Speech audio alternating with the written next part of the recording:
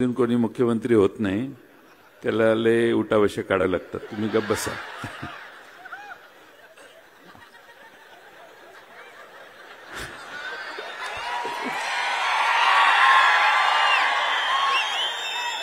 आदरणीय माजी खासदार आणि राज्यपाल माजी श्रीनिवास पाटील साहेब,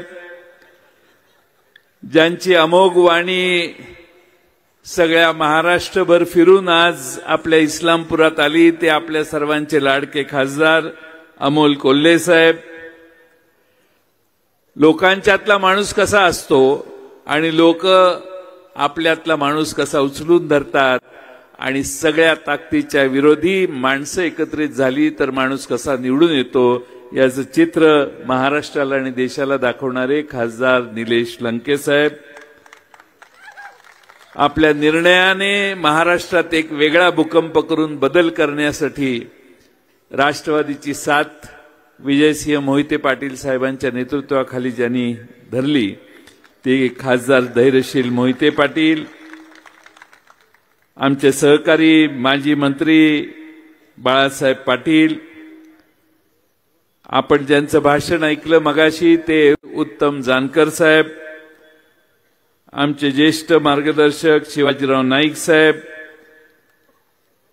आमच्या आमदार सुमनताई पाटील, मानसिंगराव नाईक, मेहबूब शेख, नितेश कराळे, सुनील गव्हाणे, नारायण आबा पाटील, प्रकाश गजबिये माजी आमदार, नागेश फाटे, पंडितराव कांबळे, राजू आवळे आमदार माजी, कोल्हापूर जिल्ह्याचे अध्यक्ष व्ही पाटील साहेब, बाबासाहेब जाधव, आपल्या जिल्ह्याचे अध्यक्ष देवराज पाटील, सर्वच व्यासपीठावरील पक्षाचे सर्व पदाधिकारी आणि मगासपासून सगळ्यांचीच नावं घेतली तर परत पाऊस येईल म्हणून मी व्यासपीठावरील आपल्या तालुक्यातील जिल्ह्यातील सगळ्याच मान्यवर आणि बंधू भगिनींनो, आज महाराष्ट्रभर फिरून इस्लामपूरला आपण या शिवस्वराज्य यात्रेची या ठिकाणी शेवटची सभा घेतोय. महाराष्ट्रामध्ये आम्ही 9 तारखेपासून आपल्या शिवनेरीच्या पायथ्याचं दर्शन घेऊन जी सुरुवात केली, 24 दिवस आम्ही या यात्रेत सहभागी झालो. 7365 किलोमीटर, 19 जिल्हे आणि अनेक 100पेक्षा जास्त तालुक्यांना भेटी दिल्या आणि आपल्या सर्वांच्या समोर आता इथं आलोय. खरं म्हणजे आज ही शेवटची सभा आहे किंवा समारोप आहे असं म्हणण्याची काही आवश्यकता नाहीये. माझ्या मते आम्ही महाराष्ट्रात सगळीकडे जाऊन आल्यावर निवडणूक आयोगाला लक्षात आलं की आता यांचे सगळं काम पूर्ण झालंय आणि म्हणून त्यांनी काल निवडणूक जाहीर झाली आणि त्यामुळं ही प्रारंभ सभा आहे. निवडणूक जाहीर झाल्यानंतर पहिली सभा आहे आणि हा प्रारंभ महाराष्ट्रातील सत्ता परिवर्तनाच्या प्रयत्नाचा आहे, विकसित महाराष्ट्राच्या नव्या पर्वाचा आहे. हा प्रारंभ महाराष्ट्रातल्या सामान्य गोरगरीब जनतेच्या हक्कांच्या लढाईचा आहे. हा प्रारंभ बेरोजगार तरुणांच्या रोजगार मिळवण्याच्यासाठी आहे. हा प्रारंभ महाराष्ट्रातल्या स्त्री संरक्षणाचा आहे. हा प्रारंभ हा महाराष्ट्रातला भ्रष्टाचारापासून मुक्त करण्याचा आहे आणि छत्रपती शिवाजी महाराजांनी घडवलेल्या महाराष्ट्राच्या रक्षणाचा आहे. महाराष्ट्राच्या छत्रपती शिवाजी महाराजांच्या कल्पनेच्या संरक्षणाचा आहे. आम्ही अनेक ठिकाणी गेलो, अनेक अनुभव आम्हाला आले. गडचिरोलीच्या अहेरीला गेलो, आदिवासी कुटुंबांनी आम्हाला जेवायला बोलवलं, त्यांचं जेवण आम्हाला सगळ्यांना घातलं.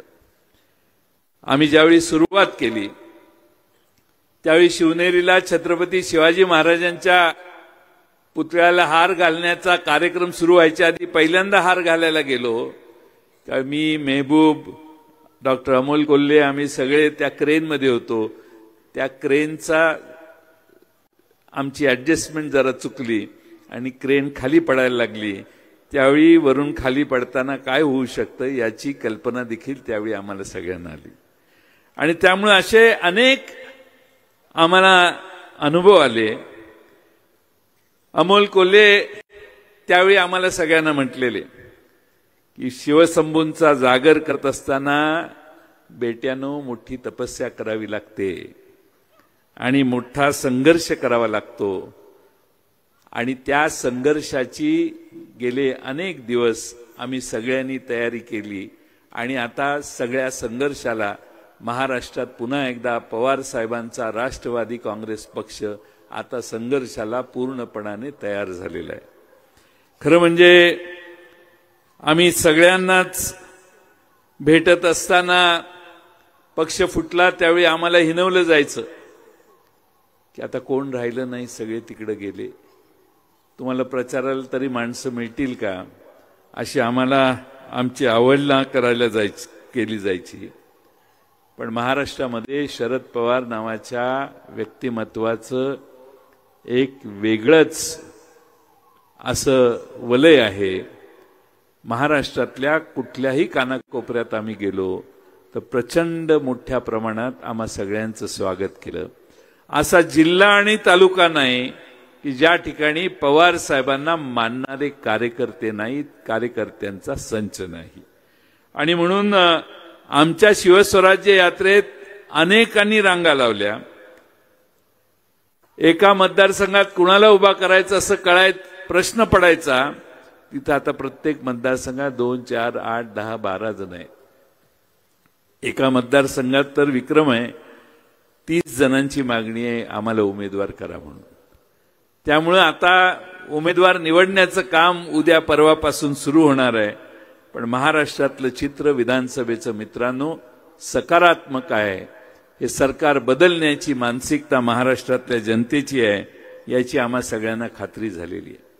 महाराष्ट्राची आर्थिक परिस्थिती पूर्ण ढासळलेली आहे.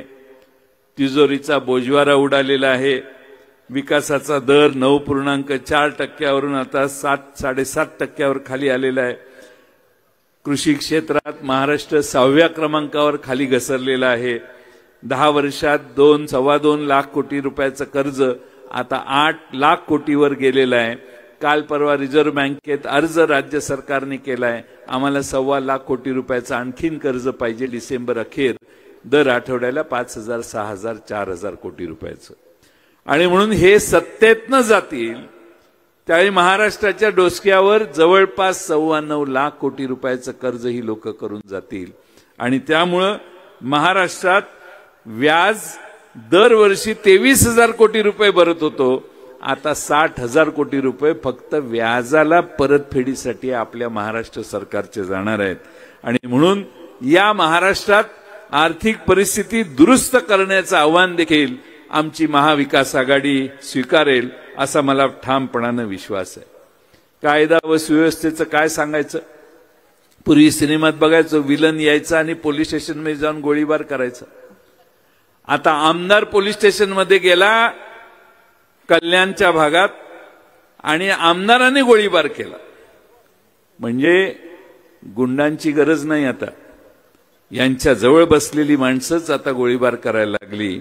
काल परवा आपल्या सर्वांना माहिती आहे की ज्या पद्धतीनं कोकणातले एक आमदार म्हणतात, त्यांनी सांगितलं की आम्ही पोलिसांची अशा ठिकाणी बदली करू की त्याच्या बायकोचाही त्याला फोन लागणार नाही.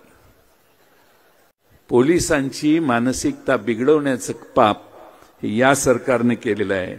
माझा बॉस सागर बंगल्यावर बसलाय असं सारखं सांगून पोलिसांना धमकावणारे आमदार देखील सत्तारूढ पक्षात आहेत. हे मित्रांनो तुम्हाला विसरता येणार नाही. काल परवा बाबा सिद्दीकींना गोळ्या घालून मारण्यात आल्या. Y+ सुरक्षितता त्यांना माजी मंत्री राज्याचे स्वतःच्याच कार्यालयाच्या बाहेर काही लोकांनी येऊन गोळ्या घातल्या. ते खाली पडले तरी सुरक्षा रक्षकाला कळलं नाही की ज्याच्या संरक्षणासाठी आपल्याला नेमलंय त्याचा खून झालाय. हे खाली पडल्यावर कोसळल्यानंतर देखील काही क्षण त्यांना कळलं नाही. ही आज राज्यातली कायदा व सुव्यवस्थेची अवस्था आहे. आणि म्हणून जनता तरी सुरक्षित राहणार का, हा सामान्य माणसाला आज मनात प्रश्न पडायला लागलाय. प्रशासनाची पूर्ण फेल्युअर महाराष्ट्रात झालेला आहे. आणि त्यामुळं जनतेला वाटतं की एक फुल आणि दोन हाफ करतात तरी काय. ज्यांच्या जीवावर आमची लाडकी बहीण म्हणते की काहीतरी करतील, त्याच बहिणीचा आता प्रश्न आहे, अरे माझा एक फुल भाऊ आणि दोन हाफ भाऊ माझं संरक्षण करायला जर कमी पडत असतील तर त्यांच्याकडून घ्यायचं तरी कशाला. आणि म्हणून आपल्या सर्वांना माझी विनंती आहे की बदलापूरमध्ये चिमुरडीवर अत्याचार झाला, पोलीस केस घेतली नाही. शाळेला वाचवण्याचे प्रयत्न झाले, शेवटी त्याला पकडल्यानंतर त्या शाळेचे चालक फरार होते, ते यांना सापडत नव्हते. कोर्टाने सांगितलं, रे करताय काय पोलिसांनो, तुम्हाला गुन्हेगार सापडत नाही, काय चाललंय. आणि मग कोर्टाने धमकावल्या, दुसऱ्या दिवशी त्यांना पकडण्याचं काम झालं. पण मित्रांनो, महाराष्ट्रातल्या कायदा व सुव्यवस्थेची परिस्थिती प्रचंड बिघडलेली आहे. आणि त्यामुळं आपल्या सगळ्यांना या महाराष्ट्रात पुन्हा महाराष्ट्र जागेवर आणण्याचं काम भविष्य काळात करायचंय. आणि त्यामुळं माझी आपणा सर्वांना विनंती आहे की आपल्या महाराष्ट्रभर मध्ये काही बैठका, काही सभा झाल्या सत्तारूढ पक्षाच्या, आणि महाराष्ट्रामध्ये एक नरेटिव्ह सांगण्याचं काम ते करत होते की आम्ही फार चांगल्या तुमच्यासाठी योजना केलेल्या आहेत लाडक्या बहिणींनो, पण आम्ही जर सत्तेवर आलो नाही, आमच्या चिन्हाच्या समोर तुम्ही बटन दाबलं नाही तर या सगळ्या योजना बंद होतील, असं सत्तेत बसणारी लोक सांगतात. पण मी आपल्याला जबाबदारीने सांगतो, एखादी योजना काढायची असेल, अर्थसंकल्पात जाहीर करायची असेल तर त्याला हेडची निर्मिती करावी लागते, हेड करावा लागतो तयार, त्या शीर्षकाखाली त्याचे पैसे लेखाशीर्षक काढावं लागतं, लेखाशीर्षात त्याचे पैसे धरावे लागतात, म्हणजे ती योजना कायम चालते. या सत्तेत बसणाऱ्या सरकारने आज अखेर सीएजीला आणि अकाउंट्स डिपार्टमेंट ट्रेजरीने अजूनही लेखाशीर्षक काढलेलं नाही. म्हणजे त्यांना माहिती आहे की एवढे महिना दीड महिना काढायचा आहे, त्यामुळे सगळ्या योजना महाराष्ट्रातल्या बंद करतायत. पंडित कांबळे आमच्या महाराष्ट्रावर फिरून हे सांगतायत की सामाजिक न्याय, मागासवर्गीयांचे पैसे बंद केले आणि यांनी इकडे वळवले, यांनी आदिवासी समाजाचे पैसे बंद केले, त्यांनी इकडे वळवले, सगळ्या प्रकल्पांचे पैसे बंद करण्यात येत आहेत आणि ते इकडे वळवण्यात येत आहेत, कारण सरकारच्या तिजोरीमध्ये पैसे नाहीत. सगळ्या योजना महाराष्ट्रातल्या बंद करण्याचं पाप या सरकारने केलंय. तुम्हाला लाडक्या बहिणीला द्यायचं असेल, त्याच्यापेक्षा आमचं सरकार आलं तर त्याच्यापेक्षा आम्ही जास्त देणार आहे, तुम्ही काही चिंता करू नका. पण यांनी अचानकपणाने काही घोषणा केल्या, त्या फक्त आणि फक्त निवडणुकांच्यावर डोळा ठेवून. लोकसभेच्या आधी तुम्ही लाडक्या नव्हत्या. आज आमची लाडकी बहीण जम्मू आणि काश्मीरचा शपथविधी आहे म्हणून, नाहीतर आज इकडेच आली असती आमची लाडकी बहीण. पण सुप्रियाताई जम्मू आणि काश्मीरचा शपथविधी आज होता म्हणून दिल्लीला गेल्यात, काश्मीरला गेल्या, म्हणून आज त्या इथे येऊ शकल्या नाहीत. पण त्या लाडक्या बहिणीची लोकसभेच्या आधी काय परिस्थिती होती. आज लोकसभा झाल्यानंतर सगळ्या दिसेल त्या गोष्टी लाडक्या व्हायला लागल्या. भाऊ लाडका, मगाशी नाटक बघितलं की नाही तुम्ही, बहिणी लाडक्या. पण हे पुतना मावशीचं प्रेम आहे. फक्त 20 नोव्हेंबरला संध्याकाळी 5 वाजेपर्यंत, त्यानंतर या योजनांच्यावर काट मारण्याची भीती ह्या लोकांची आहे, कारण तिजोरी मोकळी करण्याचं काम यांनी केलंय. मी तुम्हाला महाविकास आघाडीच्या वतीनं, तिन्ही पक्ष आणि आमचे सगळे मित्र पक्ष यांच्या वतीनं सांगतो की आमचं सरकार येईल त्यावेळी या लाडक्या बहिणींच्या केसाला धक्का लागणार नाही अशी कायदेशीर व्यवस्था महाराष्ट्रात आम्ही तयार करू.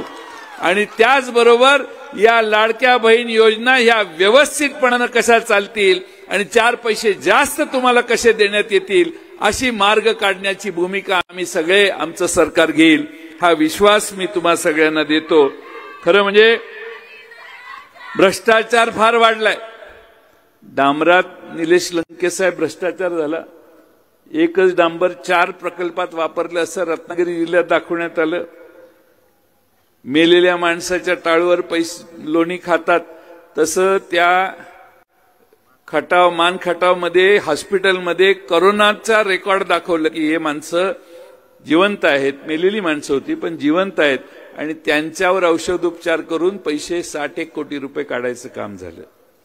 हे सत्तेत बसणाऱ्या लोकांचं काम आहे आणि म्हणून या ठिकाणी भ्रष्टाचार किती करावा ह्याला काही मर्यादा राहिली नाही। हे पेठ पासून आमच्या गडकरी साहेबांनी सांगलीकडे रस्ता केलाय। टेंडर काढल्यावर 45 का 46% बिलोनं टेंडर गेलं, बिलोने। पण महाराष्ट्र सरकारने टेंडर एक 20,000 कोटीचं काढलं, परवा 26,000 कोटीला गेलं। विरार पासून ते अलिबाग पर्यंतचा एक रस्ता कोणी मागितला नव्हता पण ह्यांनी करायचं ठरवले। जालन्यापासून नांदेड पर्यंतचा रस्ता 11,000 कोटीचे एस्टिमेट 15,000 कोटीला रस्ता चाललाय। 1 किलोमीटरला विरार अलिबागला 273 कोटी रुपये सरकार मोजणार आहे आणि जालना टू नांदेड 1 किलोमीटरला 83 कोटी रुपये सरकार खर्च करायला तयार झाले। मागणी कुणाचीही नाही आणि म्हणून माझी आपणा सगळ्यांना विनंती आहे की यांनी भ्रष्टाचाराचा कहर केला। एवढा भ्रष्टाचाराचा कहर केला की छत्रपती शिवाजी महाराज हे तुमचं आमचं दैवत, त्यांच्या पुतळा मालवणला उभा केला। स्वतः देशाचे प्रधानमंत्री मोदी साहेबांनी येऊन त्याचं उद्घाटन केलं पण तो पुतळा उभा करताना यांनी याच्यात पैसे खाल्ले, भ्रष्टाचार केला, तो पुतळा कोसळला। महाराष्ट्राचा स्वाभिमान त्या क्षणी कोसळला। याला प्रायश्चित्त देण्यासाठी तुम्ही आम्ही पूर्ण ताकदीनं काम केलं पाहिजे। छत्रपती शिवाजी महाराजांच्या पुतळ्यात जर तुम्ही पैसे खाणार असाल, त्यात भ्रष्टाचार करणार असाल, ती उभारणी जर ते चुकीच्या पद्धतीनं करणार असाल तर समस्त महाराष्ट्रातली जनता 20 नोव्हेंबरला यांना शिक्षा दिल्याशिवाय राहणार नाही आणि ते काम आपण पूर्ण ताकदीनं करायचंय एवढी विनंती या निमित्ताने मी करतो। आमचा दौरा बरेच दिवस चालला। मेहबूब शेख असतील, आमचे सुनील गव्हाणे विद्यार्थीचे अध्यक्ष असतील, यांनी सतत अमोल कोल्हे साहेबांनी आमच्या बरोबर साथ दिली। आमच्या महिला अध्यक्षा खडसे ताई काही दिवस होत्या, आमचे व्यापार संघटनेचे अध्यक्ष पूर्ण काळ होते आणि सामाजिक न्यायचे आमचे पंडित कांबळे देखील पूर्ण काळ होते। सगळ्यांनी साथ दिली। शेवटी घरदार सोडून आमच्या मागे फिरायचं हे किती अवघड काम आहे ते ह्या सगळ्यांनी केलं आणि प्रत्येक ठिकाणी निक्षून राष्ट्रवादीची पवार साहेबांची भूमिका सांगण्याचं काम केलं। आमच्या सभा बऱ्याच मोठ्या झाल्या, अनेक ठिकाणी झाल्या, पण मी आपणाला एक सांगतो, या सभा या पवार साहेबांच्या नावामुळे झाल्या, या काही आमच्यामुळे झाल्या नाहीत। पण पवार साहेबांची माणसं येत आहेत, पवार साहेबांच्याकडून माणसं आलेली आहेत आणि पवार साहेबांची भूमिका मांडण्यासाठी आलेली आहेत हे कळल्यामुळं महाराष्ट्रातली जनता पदोपदी आम्हा सगळ्यांना या ठिकाणी स्वागत करत होती। पक्ष सोडताना अनेक जण आमच्यातून जात होती। मी सगळ्यांना सांगत होतो जाऊ नका, घोटाळा होईल, पण काय कोणी ऐकलं नाही आणि तिकडच्या सगळ्या साधन संपत्तीची माहिती आम्हाला द्यायची, त्यांच्याकडे हे आहे, हे आहे, हे आहे, हे आहे। जयंत पाटील काय तुमचं टिकणार आहे कशात? अमिताभ बच्चनचा दीवार मधला एक डायलॉग मी सांगतो तुम्हाला। अमिताभ बच्चन त्या शशी कपूरला सांगितलं त्याने, मेरे पास गाड़ी है, बंगला है, बैंक बैलेंस है, तुम्हारे पास क्या है? शशी कपूर शांतपणे म्हणतो, मेरे पास माँ है। आणि 2 मिनिटात ते अमिताभ बच्चनचा चेहरा खरकन पडतो. मी यांना सांगत होतो, ते म्हणायचे हे आहे जयंतराव, तुम्हाला माहित नाही, चला तुम्ही तिकडं, तुम्ही चूक करताय, सत्तेशिवाय काही नसतं, संकट हे बाकीच्या सगळ्या गोष्टी होतील, तुमच्यासाठी पद राखून ठेवलेलं आहे. आणि काय आहे तुमच्याकडे, काय आहे, तर सगळा पक्षच मोकळा होतोय, तुमच्याकडे काय राहिलं नाही. मी त्यावेळी सांगितलेलं, माझ्याकडे शरद पवार साहेब आहेत आणि हा नेता असा आहे की शून्यातून जग निर्माण करण्याची ताकद असणारा हा नेता आहे. आज उगाच नाही, महाराष्ट्रातल्या जाईल त्या ठिकाणी महाराष्ट्रातली तरुणाई त्यांच्या मागे आज उभी राहिलेली आहे. 84 वर्षाचा योद्धा या डिसेंबरला 85व्या वर्षात पदार्पण करेल. भारतामध्ये अनेक नेते होऊन गेले. मी फार लहानपणापासून पवार साहेबांना स्वर्गीय राजाराम बापूंच्या वेळेपासून मी फार जवळून बघायचो. क्रिकेट मॅचला गेलो तर आता तुम्ही कसे सेल्फी काढायला प्रत्येकाच्या जवळ जाता, तसं मी त्यांच्याकडे जाऊन फोटो काढायचा प्रयत्न लहानपणी करायचो. पण त्या वेळेपासून महाराष्ट्रातल्या तरुणाईला त्यांची भुरळ आहे. आणि आज त्यांचं वय वर्ष 84 झालेलं असतानाही महाराष्ट्रातली तरुण हे आज त्यांच्याकडे आशेनं बघतात. कारण ह्या सगळ्यांच्यापेक्षा हा नेता उजवा आहे. महाराष्ट्रातल्या शाहू फुले आंबेडकरांच्या बहुजन समाजाला तारणार आहे. शाहूंचे विचार, आंबेडकरांचे विचार, फुलेंचे विचार, छत्रपती शिवाजी महाराजांचे विचार आचरणात हाच नेता आणू शकतो, ही महाराष्ट्राला पक्की खात्री झालेली आहे. आणि म्हणून सगळा महाराष्ट्र आज त्यांच्या मागे उभा आहे. उद्धव ठाकरेजींच्या मागे देखील महाराष्ट्र उभा आहे. काँग्रेस पक्षही आपल्याबरोबर आहे. आमचे मित्र पक्ष आघाडीतले आहेत. आम्ही सगळे मिळून महाराष्ट्रातली ही सत्ता बदल करू, हा माझ्यासारख्या कार्यकर्त्याला मनापासून विश्वास आहे.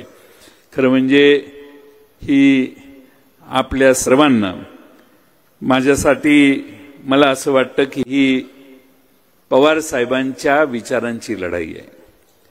पवार साहेबांसाठी ही लढाई आहे. त्यामुळे तुम्ही मगाशी जी भाषा वापरली ना, हे करा आणि ते करा, त्यासाठी ही लढाई नाही आहे. एवढं लहान मन तुम्ही दाखवू नका. ही लढाई विचारांची लढाई आहे.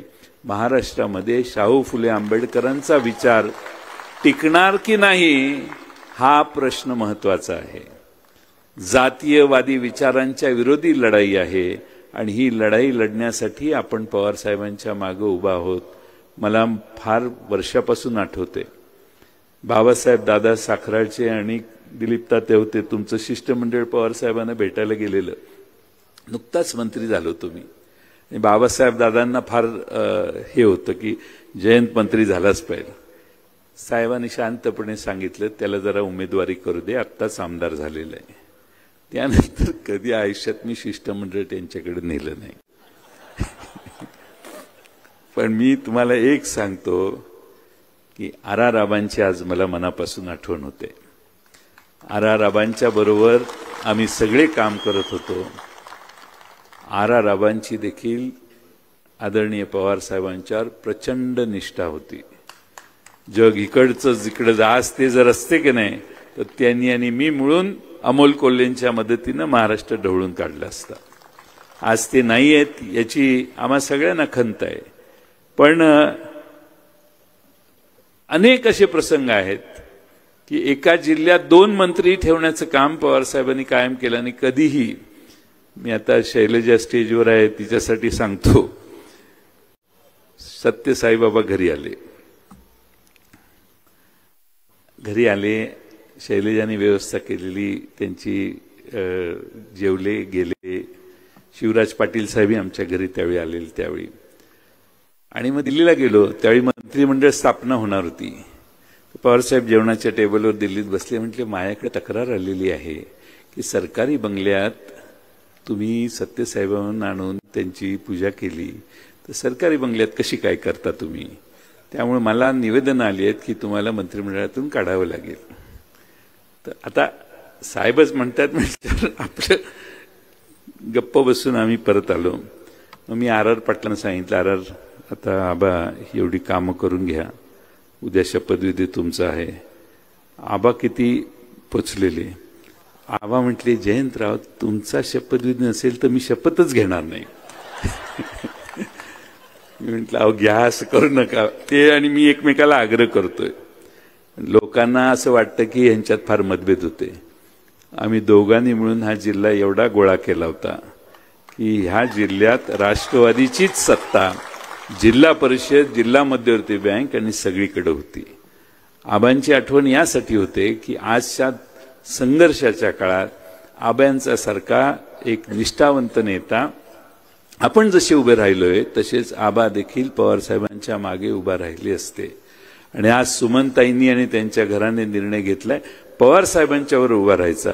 तो त्याच निष्ठेचं प्रतीक आहे असं मला या ठिकाणी सांगितलं पाहिजे. वेळ बराच झालाय. तुम्हा सगळ्यांना माझी विनंती आहे की ही आता आपली शेवटची सभा अशी ह्यांनीच घोषणा केली, अमोल कोल्हेंनी. आता ही शेवटची सभा म्हणण्यापेक्षा तुम्ही सगळ्यांनी आपला तुतारी वाजवणारा माणूस, सारखे तुतारे वाजतायत की नाही ते तुमच्या लक्षात यावं म्हणून की ही आपलं चिन्ह आहे.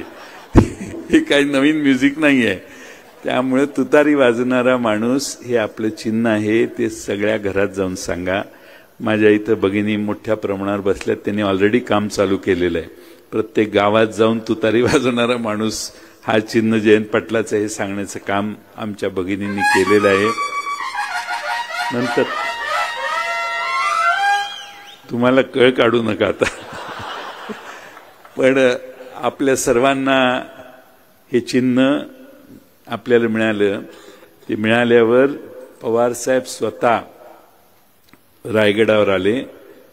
डॉक्टर अमोल कोल्हेंच्या उपस्थितीमध्ये, सुप्रियाताईंच्या उपस्थितीमध्ये आम्ही हे तुतारी वाजवणारं चिन्ह हे छत्रपती शिवाजी महाराजांच्या पायावर ठेवलं आणि तिथे शपथ घेतली की हा महाराष्ट्र पुन्हा एकदा छत्रपती शिवाजी महाराजांच्या विचारावर आणायचा प्रयत्न आम्ही करू, पूर्ण ताकदीनं त्यासाठी काम करू.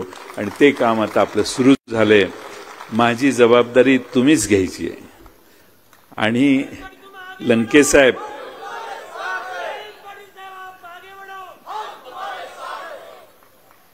साखराळकर आता नको, आपल्या लंकेसाहेबांना सांगतो. लंकेसाहेब, माझं ह्या माणसांचा माझ्यावर एवढा उपकार आहे.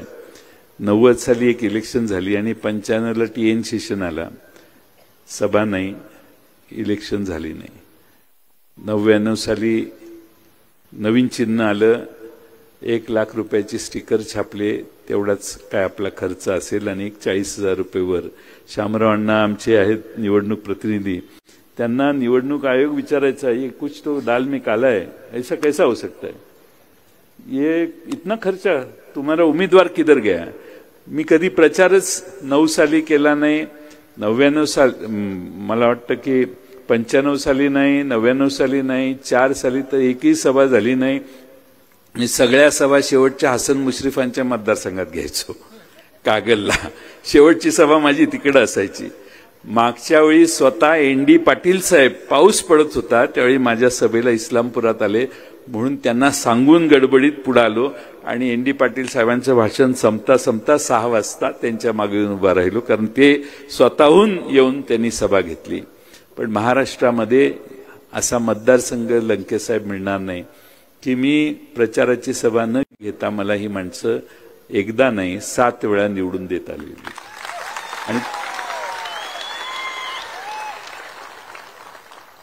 आणि सगळ्यात महत्वाचं काय आहे, माझ्या विरुद्ध शिव्या द्यायला लागलं की आपोआप हे कामाला लागतं. त्यामुळे मी वाट बघत असे कधी सुरू होते, म्हणजे आपलं कार्य चालू होईल. त्यामुळं आपण सगळ्यांनी महाराष्ट्रातल्या राजकारणामध्ये, मला इथपर्यंत तुमच्यामुळे मी आलो, पण नेहमी गॉडफादर असावा लागतो. तो गॉडफादर मिळाला तर प्रगती होते. आणि माझा गॉडफादर माझ्या मागे बसलेला आहे. एकदाही कधीही मी अमोल कोल्हेंना अनेक वेळा सांगितलं, साहेब आता ह्याच्यानंतर काय करणार मी तुम्हाला सांगू शकतो म्हटलं. सांगण्याचा मुद्दा की मला इतकं शिकायला मिळालं राजकारणात, वागायचं कसं, बोलायचं कसं, सामान्य माणसाशी संबंध कसा ठेवायचा. महाराष्ट्रातल्या प्रत्येक कार्यकर्त्यांनी देशात पवार साहेबांना पंतप्रधान पदापर्यंत जाता नाही आलं, राजकारणात वेगळे प्रश्न असतात, पण त्यांच्यासारखा नेता भारतभर दुसरा नाही अशी माझी ठाम समजूत आहे. आणि म्हणून आज तुम्हा सर्वांच्या साक्षीनं ते या ठिकाणी आले. त्यांनी वेळात वेळ काढून या कार्यक्रमाला उपस्थिती दाखवली. आता प्रचाराची